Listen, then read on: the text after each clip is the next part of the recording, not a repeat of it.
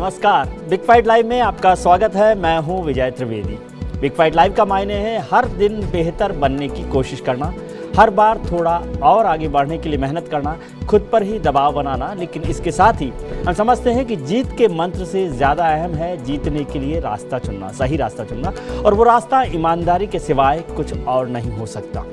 Society को बेहतर बनाने की एक्सरसाइज, ईमानदारी से लड़ने की कोशिश तो हम हर दिन करते ही हैं, लेकिन कुछ लोग इसे पर उपदेश कुशल बहुतेरे कहकर खारिज भी कर सकते हैं। तो इसके लिए ज़्यादा ज़रूरी है खुद के भीतर झांकना, इंट्रोस्पेक्ट करना, यानी खुद की तस्वीर को आईने में देखने की हिम्मत करना और उसे स्वीकार करना। इसलिए हमने सवाल किया खुद पर खबर बाजार।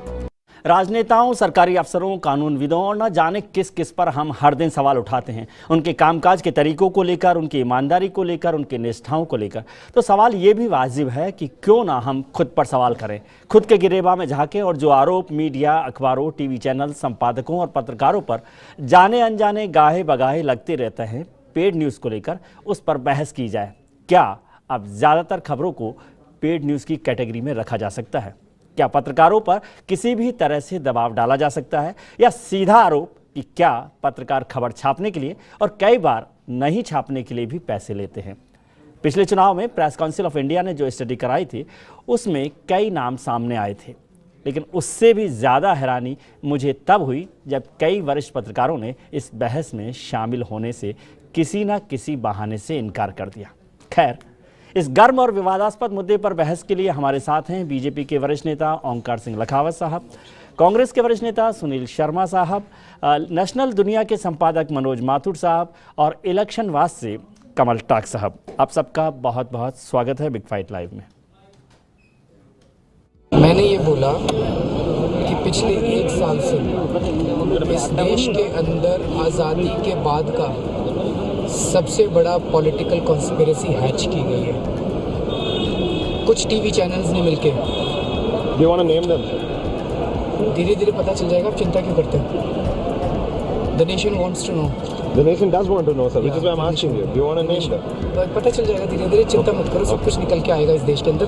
पिछले 1 साल से कुछ टीवी चैनल्स ने ये कॉन्स्पिरेसी हैच की मोदी जी के साथ मिलके, और पूरे देश को ये दिखाया गया कि गुजरात के अंदर बहुत डेवलपमेंट हो गया, मोदी जी विकास पुरुष हैं, और अगर मोदी जी प्रधानमंत्री बन गए तो इस देश का बहुत विकास हो जाएगा।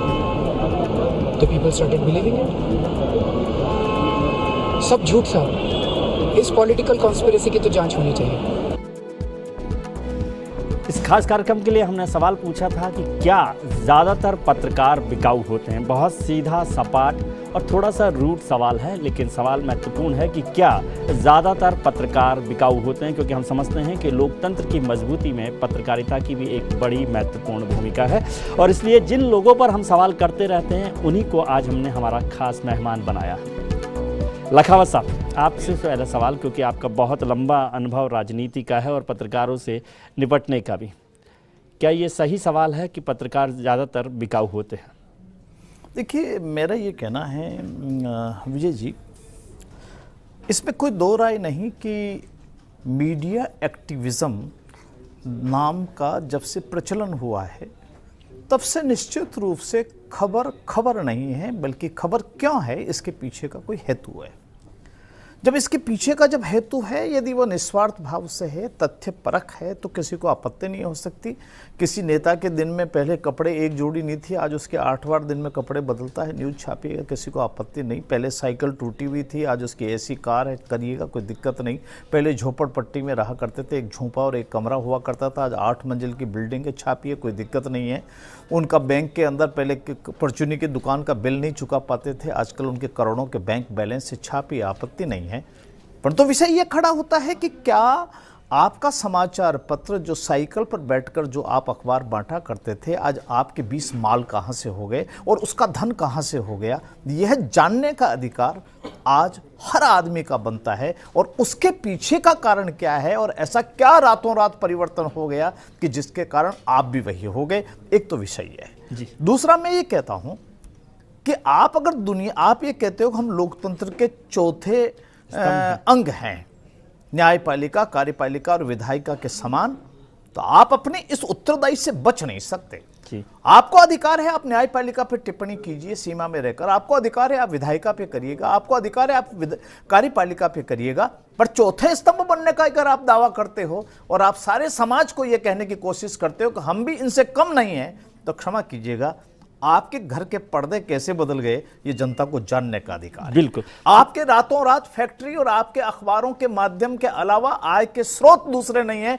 आप अरबपति खरबपति, और आपके पास ये अथाह धन कहां से आ गया, आप मल्टी मिलियनर कहां से हो गए, आपके 50 धंधे कहां से हो गए, ये भी जनता को जानने का अधिकार है। आप राइट टू एक्सप्रेशन के तहत आपको अधिकार है, तो जनता को भी राइट टू नो के अधिकार, ये जानने के अंदर ये भी अधिकार है कि पत्रकारों की माली हालत सुनील कैसे जी, सुधरे। बहुत अच्छा सवाल और बहुत सारी गंभीर चर्चा लखावत साहब ने शुरू की है, लेकिन ये जो कृपा बरसने का जिक्र लखावत साहब ने किया, वो गंगा जो है इस गंगोत्री से तो नहीं बहती कहीं? नहीं, देखिए, अगर आप बात करें पत्रकारिता की बात, तो पूरे भारत के अंदर ऐसा आमतौर पे कहा जाता है कि राजनेता, पॉलिटिक्स और जो जर्नलिस्ट हैं उनका एक नेक्सस नया तरीके से शुरू हुआ है और उस वजह से ये सवाल हमें खड़ा करना पड़ा है। नहीं, निश्चित रूप से बहुत ज़्यादा एक गंभीर विषय है। पहली बात तो मैं आपको बताऊं, और आप लोगों में इसके लिए बधाई भी देना चाहूँगा कि आपने बहुत ही एक शानदार चीज़ के ऊपर आज आप डिबेट करा रहे हैं, और स्पेशली तब जब ये और भी ज़्यादा इंपॉर्टेंट हो जाता है जब न्यूयॉर्क टाइम्स जैसे अखबार हिंदुस्तान के अखबारों के लिए ये लिखने चालू कर देते हैं कि ये न्यूज़ रूम की जगह सेल्स रूम बन गए हैं। इंडिया के टीवी चैनल्स न्यूज़ रूम की जगह सेल्स रूम बन गए हैं। खुद इलेक्शन कमीशन इस बात के लिए बहुत ज़्यादा परेशान है, पीसीआई बहुत ज़्यादा परेशान है, और पीसीआई ने तो कई बार एक कमेटी भी बनाई। हाँ, बिल्कुल, उसका जिक्र मैंने किया। पंजय गुहा ठकुराता और के श्रीनिवास रेड्डी की। बट दिलचस्प बात यह है कि उस जो आपकी जो रिपोर्ट है उसको भी इतना गहरा गाड़ देने की एक साजिश कुछ आपके पूरे देश भर के प्रतिष्ठित पत्रकार ही कर रहे थे।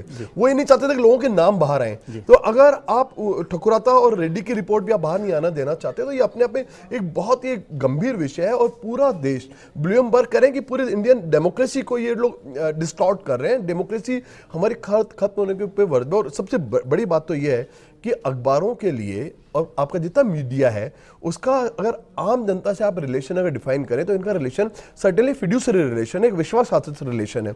आम जनता मानती है जो आप दिखा रहे हैं वो सच है, आम जनता मानती है जो आप छाप रहे हैं वो सच है।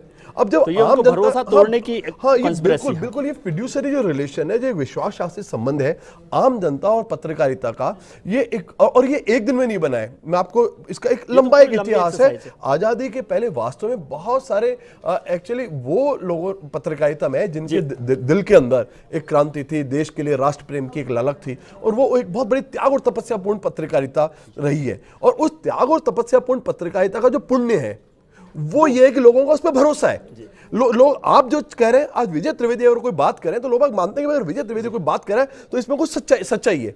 अब प्रश्न है कि आप उस भरोसे का अगर इस ढंग से कॉमर्शियल एक्सप्लॉयटेशन अगर आप कर रहे हैं तो ये सर्टेनली ये बहुत ही, मतलब मैं आपको सही बता रहा हूं, इससे बड़ा कुछ भी सबवर्शन ऑफ डेमोक्रेसी नहीं हो सकता। आप इलेक्शन वाच देखते रहे हैं, खासतौर से इलेक्शन के वक्त ये ज़्यादा चर्चाएं होती है कि एक नेक्सस बन गया है पॉलिटिशियंस और जर्नलिस्ट के बीच में, कि जो खबरें हैं आज यदि अखबारों में, टेलीविज़न में, सबकी बात कर रहा हूँ मैं, अखबार और टेलीविज़न को अलग तरीके से नहीं देखता, कि वहाँ पर जो खबरें आ रही हैं उस पर भरोसा करना मुमकिन नहीं है। क्या आपको लगता है ऐसा? ये चला भी था, आपने देखा होगा, तब ये एक दौर था जब पिछले लोकसभा चुनाव हुए थे, उस समय ये बहुत जोर शोर से चला था, और उस समय जो पेपर्स में ऐड आते थे वो ऐड न्यूज़ के फॉर्म में आते थे जी। तो वो समझ में आता एक नई फॉर्म, हाँ, वो समझ में आता था कि लाइक अगर ये बंदा यहाँ पर रैली कर रहा है तो उसके लिए एक पूरी की पूरी एक एडिटिंग की जा रही है कि न्यूज़ के रूप में कि इतना वहाँ से ये हुआ उसके पक्ष में। तो पूरा का पूरा काम साफ दिख रहा था कि ये एक तरह से उसके लिए काम कर रहा है, उस पर्टिकुलर नेता के लिए। और उस समय ये बातें भी निकल के आई कि जो जितना पैसा देगा उसको उतना कवरेज न्यूज़पेपर में मिलेगा, और पेड न्यूज़ की बात वहाँ से बहुत बड़े तरीके से उठ के आई। और उसके ऊपर ही आपने जो बात कही, प्रेस काउंसिल ने अपनी कमेटी बैठाई, और देखिए साहब कि प्रेस काउंसिल भी वहाँ पर उस रिपोर्ट को बाहर नहीं निकाल पाई। ये देखिए आप, मीडिया की जो ये बात है अपने आप को सत्य के सामने रखने की, तो खुद ही पीछे हट गई। जब वो रिपोर्ट के अंदर बड़े बड़े नाम आए तो उसको सेंसर कर दिया, सेंसर किया गया। अनिल जी, अनिल लोढ़ा जी हमारे साथ जुड़ गए, सुनहरा राजस्थान के संपादक तो हैं ही और बहुत लंबे समय से पत्रकारिता में, और मैं उनको तब से जानता हूं जब उन्हें बहुत क्रांतिकारी चेहरे के तौर पर देखा जाता था राजस्थान के। अब भी हैं, लेकिन मैं उस ज़माने से जानता हूँ कि बहुत लंबे समय से क्रांतिकारी पत्रकार अनिल जी रहे। अनिल जी, शर्म लग रही है आपको ये सब लोग ऐसी बात कर रहे हैं? ऐसा है कि अब ये लंबी बात हो जाएगी कि ऐसे कौन लोग हैं हमारे बीच और ऐसे कौन वो लोग अलग नहीं मुद्दा है, पहला इशू है, लेकिन इशू की जो डिटोरेशन क्या हम बिकाऊ हैं? सोसाइटी में हुआ है मैं पूरी। दूसरों को नहीं कह रहा, क्या हम बिकाऊ हैं? सोसाइटी में सब तरह के लोग सब जगह हैं जी। एक्सेप्शन हमारे यहाँ भी है, एक्सेप्शन दूसरी तरफ भी है। बस इतना सा फर्क है कि कहीं गंदगी ज़्यादा है और साफ सुथरे लोग कम हैं, कहीं साफ सुथरे लोग ज़्यादा हैं, गंदगी कम है। हमारे यहाँ क्या है? सीधा सवाल। हमारे यहाँ साफ सुथरे लोग ज़्यादा हैं, इसमें मुझे कहने में कोई हिचक नहीं है। चलिए। बहुत सारे लोग हैं जो कमिटमेंट के साथ पत्रकारिता करते हैं, जी जान लगा के पत्रकारिता करते हैं और अपने कही हुई बात के साथ खड़े होते हैं। मनोज, आप नेशनल दुनिया को देख रहे हैं संपादक के तौर पे। आजकल पत्रकारों और संपादकों में संपादक को लेकर एक भूमिका हो गई है कि वो मैनेजर कम हो गए, मैनेजिंग एडिटर जैसे हो गए हैं, और संपादक का काम एडिटोरियल से ज़्यादा एडिटोरियल की ओर ध्यान देने का है, जिसका जिक्र कमल कर रहे थे। क्या ऐसा होता है? नहीं, बिल्कुल आप जो कह रहे हैं बात बिल्कुल सही है जी। मेरे को संपादक के रूप में अच्छा अनुभव हो चुका है जी। लंबा अनुभव हो चुका है। जो चीज़ है वो सही है, लेकिन मैं बहुत ज़्यादा जिस चीज़ का बात कह रहा हूँ, जिस अपन जनरल जब भी ये पेड न्यूज़ या कोई भी कि पत्रकार बिकाऊ की जब बात आती है तो सबसे पहला निशाना होता है कि पत्रकार बिकाऊ है जी। पत्रकार को निशाना बनाया जाता है।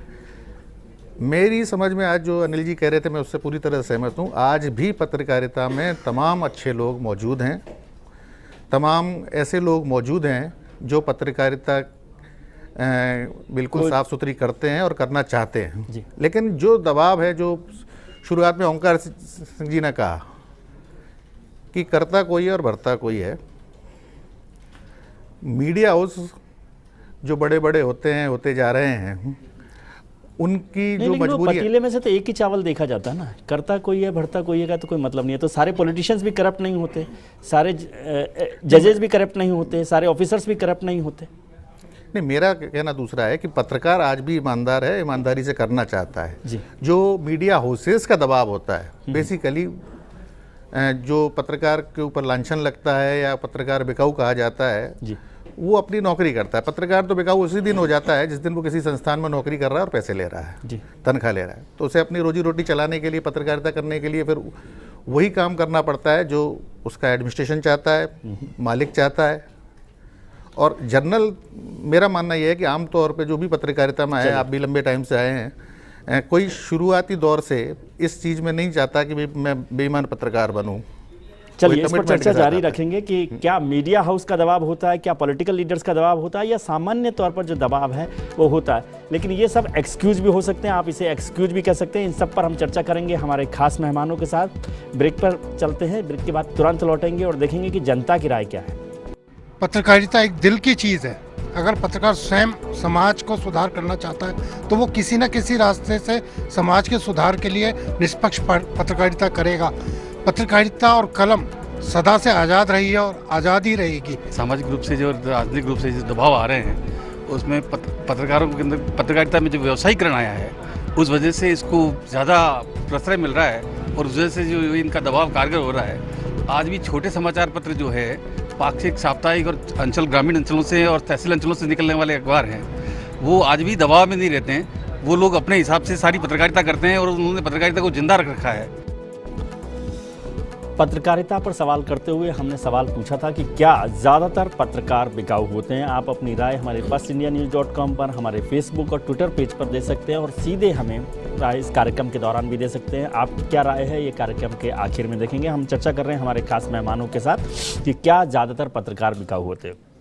कमल जी, आपने एडिटोरियल की बात की, लेकिन मैं उसे फिर भी एक लोअर लेवल का करप्शन मानता हूँ, क्योंकि वो एक ऑफिशियली आपने लिख दिया कि एडवर्टीजमेंट है, किसी भी तरह से जो भले दिखे ना। That's not a point. अगर एडवर्टीजमेंट लिख दें तब तो एक तरीके से ये एक तरह से थोड़ा भुलावा देने की नहीं, लेकिन मैं उससे बड़ी बात कर रहा हूं। बिना एडवर्टीजमेंट लिखे वो भी ठीक है, लेकिन मैं उससे बड़ी बात कर रहा हूं कि क्या आपको ये अनुभव हुआ कि जो पॉलिटिकल पार्टीज हैं वो एक बड़ा पैसा पूरे अखबार पर, पूरे चैनल पर, किसी इस तरह के पूरे सिस्टम पर खर्च कर रही हैं अपने पक्ष में करने के लिए, और उसके लिए संपादकों का, पत्रकारों का, मीडिया हाउसेज का, जैसे मनोज कह रहे हैं मीडिया हाउसेज का इस्तेमाल होता है। इसमें इंपॉर्टेंट नहीं है कि कौन हो रहा है, लेकिन क्या इस्तेमाल उस तरह से हो रहा है। बिल्कुल, इसमें है एक बात में पूरा दम है, क्योंकि आप देख सकते हैं कि जब पिछली बार महाराष्ट्र के अंदर जब चुनाव मतलब ये हुए थे, 1000, 10,000, 5 लाख रुपए की बात नहीं है ये। हाँ, वो है बड़े बड़ी रकम है। महाराष्ट्र में जो चुनाव हुए और उसके अंदर वो जो जवान सिंह जी वाला केस है, और वो केस के अंदर ये हुआ था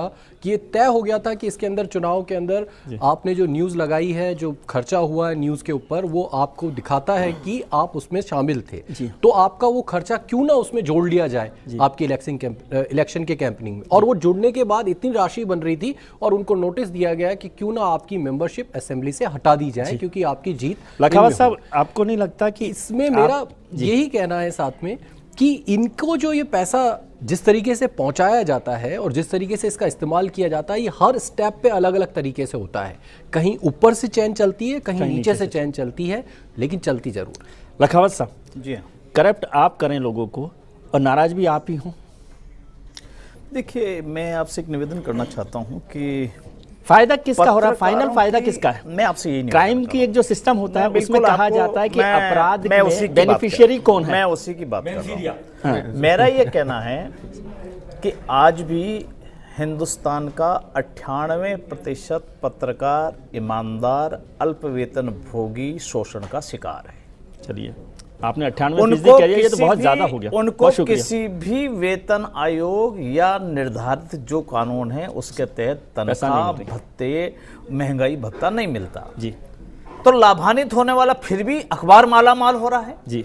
तो हिंदुस्तान का 98% पत्रकार, ये जो आपका जो पैड न्यूज है या ये जो आपका विज्ञापन है या आपका अपरोक्ष और परोक्ष रूप से जो प्रभावित करने के लिए धन की गंगा बह रही है, यह उस पत्रकार तक नहीं है जो आज कलम के धनी की हम बात करते हैं। तो या वो पत्रकार बात कह रहे हैं कि वो जो लोग वो हैं जिनके पास पैसा नहीं आ रहा उनको आप खरीद सकते वो हैं, नहीं है। और आप लालच देके उनको काम करवा देते हैं। लोग वो हैं जो मालिक हैं जी।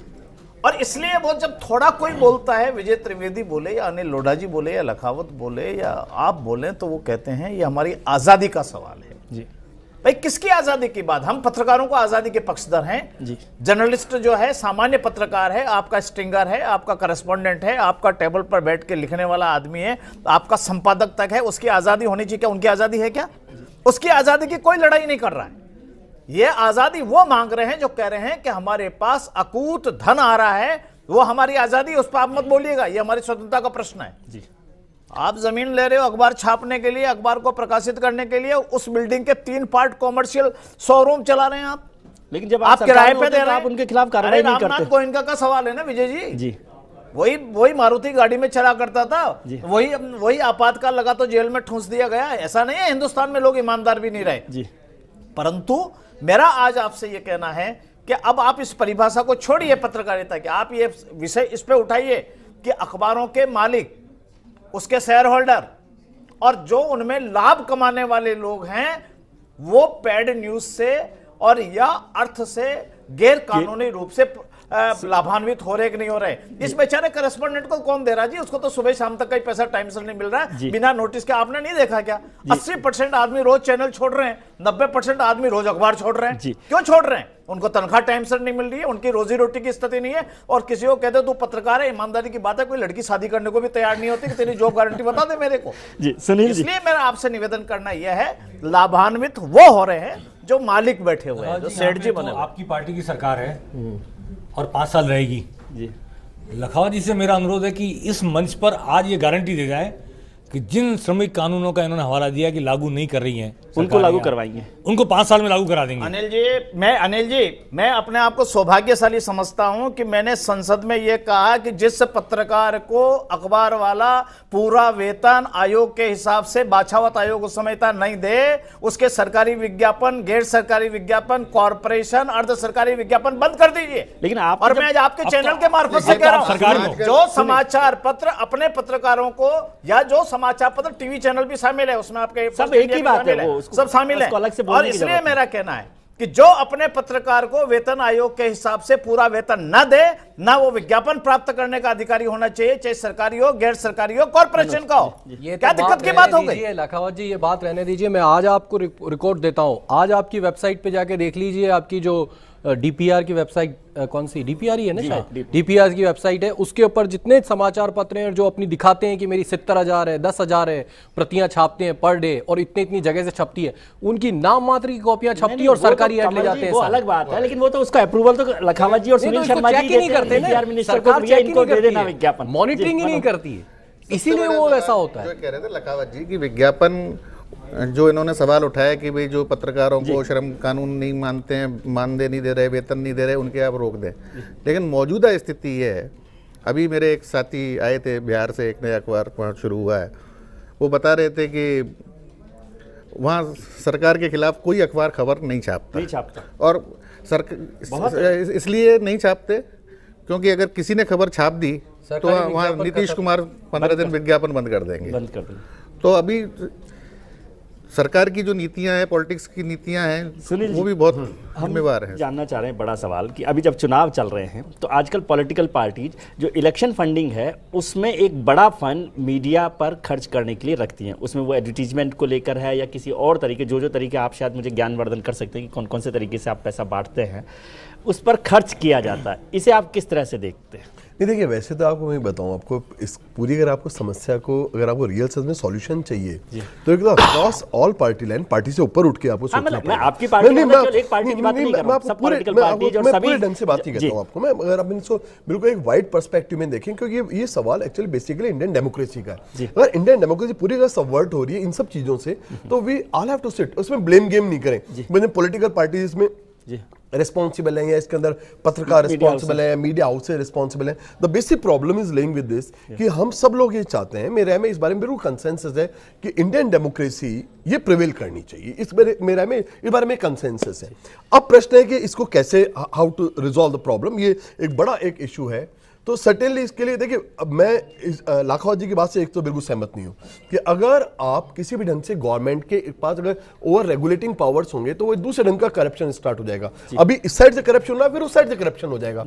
और देखिए, freedom of expression certainly democracy का बेसिक क्रक्स है। कांग्रेस पार्टी के अकेले प्रवक्ता होंगे जो ये बात कर रहे हैं, क्योंकि कांग्रेस तो हमेशा से ही अखबारों को दबाने का, इमरजेंसी वाला जो रवैया है, मेरी बात सुनिए, कांग्रेस ही है। देखिए बहुत कुछ दिया है। देखिए मेरी बात सुनिए, कांग्रेस ही है। आप एक मेरी बात मानिए, अगर 65 साल में पूरी दुनिया की आधी डेमोक्रेटिक आबादी अगर भारत के अंदर है तो उसमें कहने में कांग्रेस का एक बहुत बड़ा योगदान है। आज अगर भारत के अंदर जितने भी डेमोक्रेटिक जो कन्वेंशंस डेवलप हुए उसमें कांग्रेस का बहुत बड़ा योगदान है। इसको आप कोई भी दुनिया की कोई भी चीज डिनाई नहीं कर सकता, पूरा वर्ल्ड इसको डिनाई नहीं कर सकता कि अगर दुनिया की 50% आबादी एक लोकतांत्रिक मुल्क में रह रही है, लोकतांत्रिक जो आबादी है उसकी 50% इंडिया है, तो उसके पीछे कहीं ना कहीं कांग्रेस का है, ये बहुत बड़ा योगदान है।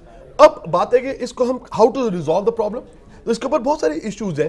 तो लाइक अब जब एड की बात आप लोगों की, तो सर्टेनली इन चीजों से अगर आप रिलेट करेंगे उसके बजाय एक कॉन्स्टिट्यूशनल बॉडी जैसे फाइनेंस कमीशन है, वैसे एड का एक डिस्ट्रीब्यूशन का भी एक फाइनेंस कमीशन की जगह एक न्यूज़पेपर एड एक कमीशन होना चाहिए जो बिल्कुल एक कॉन्स्टिट्यूशनल बॉडी हो।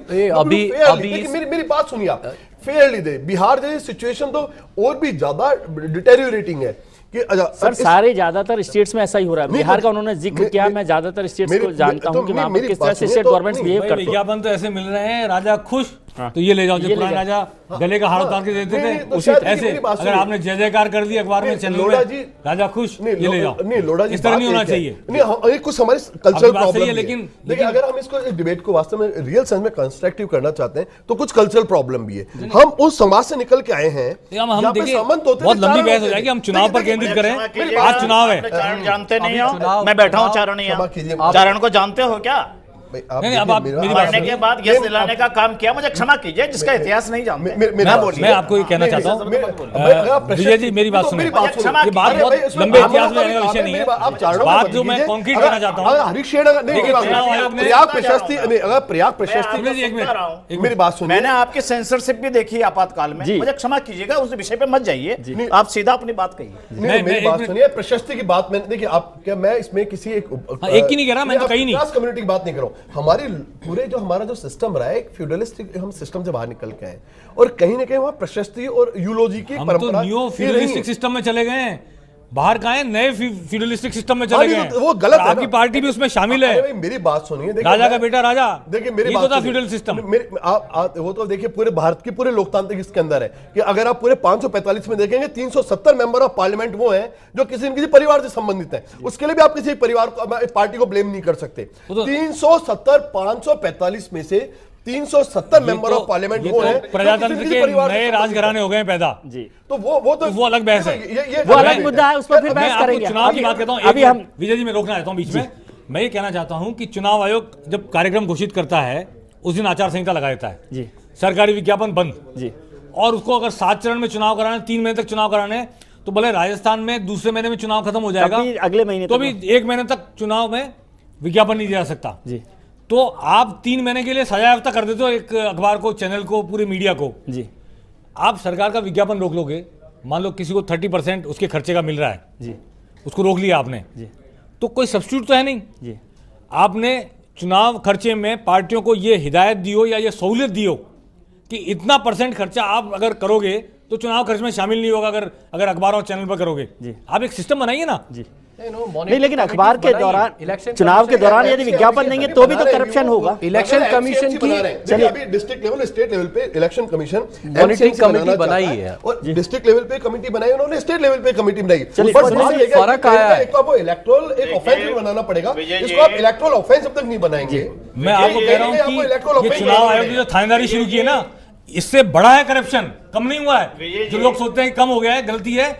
चुनाव खर्च से बचने के लिए अब लोग कहते हैं कि 2 नंबर में पैसे ले जाओ, विज्ञापन मत छापो, हमारी खबर छाप दो, फोटो छाप दो, विज्ञापन छापोगे तो चुनाव खर्चे में शामिल कर देगा। नया करप्शन शुरू हो गया है, कैश दिया जा रहा है, कैश की खबर। इस बहस का असली कारण दूसरा जी, कारण क्या है कि हर आदमी कैमरे के सामने नैतिकता का उपदेश देता है जी। मेरे एक मित्र ने एक कविता की 4 लाइन कही थी, उसने कहा कुछ हकवादी कहते हैं बदलाव हम लाएंगे, कुछ बकवादी कहते हैं बदलाव हम लाएंगे, कुछ लठवादी कहते हैं बदलाव हम लाएंगे, हमने जिसको चुनकर कुर्सी पर बैठा दिया वो मुड़कर कहने लगा पहले तो तेरे को खाएंगे और फिर बदलाव लाएंगे। चलिए, आने वाला व्यक्ति कर क्या रहा है, हम केवल उपदेश दे रहे हैं, इसके अलावा चलिए इस पर चर्चा कर रही है। अगर दुरुपयोग की बात करें इस पर चर्चा करेंगे, सबसे ज्यादा भाजपा और मोदी कर रहे हैं इसका दुरुपयोग जी, सबसे ज्यादा दुरुपयोग ये करें। सोच सुनिए जी, इस पर चर्चा चली है, ये सोच सुनिए जी, आज मोदी पर बहस नहीं करनी, मुझे मोदी पर बिल्ली हचको चली है। सुशील कुमार सिंधे ने कहा निचोड़ के रख दूंगा। मेरी बात सुनिए, चलिए इस पर चूहे खा के बिल्ली हचको चली है,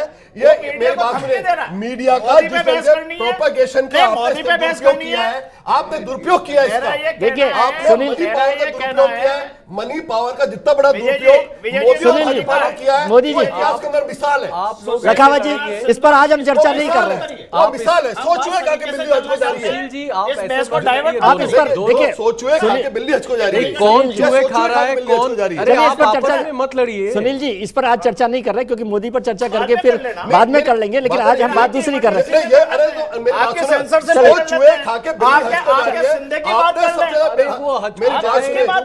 कुछ भी नहीं हुआ, उसको आप ऐसे प्रोपेगेट कर रहे हैं, आप सोचुए खा के बिल्ली हचको जा रही है। आप इस पर चर्चा जारी रखेंगे ब्रेक के बाद। अनिल जी ब्रेक के, कमल जी क्योंकि आप दोनों मिलकर देते हो, आप दोनों मिलके मीडिया को पैसा देते हो, आप दोनों एक हो, आपस में मत जोड़ने की बात नहीं की भाई जी। चलिए इस पर चर्चा, कमल जी इसको अलग अलग बना रहे हैं, जबकि आप ही लोग बिगाड़ रहे हैं। इस पर चर्चा जारी रखेंगे ब्रेक के बाद भी। हमारे खास मेहमान हमारे साथ बने हुए हैं और हमारा मकसद है कि खास तौर से आज मीडिया पर चर्चा की जाए और उसको कैसे सुधारा जा सकता है, उस सिस्टम में कैसे बदलाव किया जा सकता है, इस पर चर्चा करेंगे। लखावत साहब ने बदलाव के लिए बहुत सारी अच्छी लाइनें कविता की सुनाई हैं, उस पर भी चर्चा जारी रखेंगे। ब्रेक के बाद तुरंत लौटते हैं। आपका बने रहना बहुत जरूरी है क्योंकि लोकतंत्र में आपकी हिस्सेदारी के बिना कुछ नहीं बनेगा।